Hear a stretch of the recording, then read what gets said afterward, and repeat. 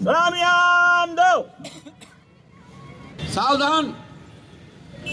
जन गण मन अधिनायक जय हे। इसको भी आज इस बात की जरूरत है, जिस प्रकार का माहौल आज देश में है वो चिंताजनक है।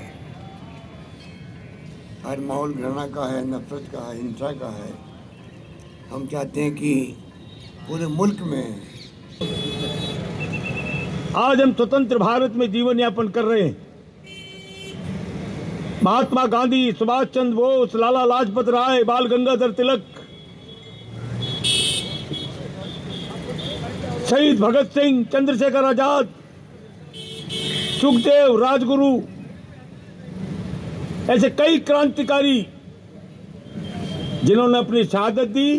इस वक्त हम मौजूद हैं दारुल हुकूमत जयपुर का दिल कहे जाने वाले बड़ी चौपड़ पर, जहां पर मुल्क की दो बड़ी सियासी पार्टियों की जानिब से आज यौम जमहूरिया के मौके पर परचम कुशाई की गई। इस मौके पर दोनों ही दलों के जो रहनुमा हैं उन्होंने कहा कि आने वाले वक्त में होने वाले लोकसभा इंतखाबात में हमारी पार्टियां जो है हुकूमत बनाएगी। इसके अलावा दोनों ही पार्टियों की जानिब से जो है मुल्क भर के लोगों को मुबारकबाद पेश की गई।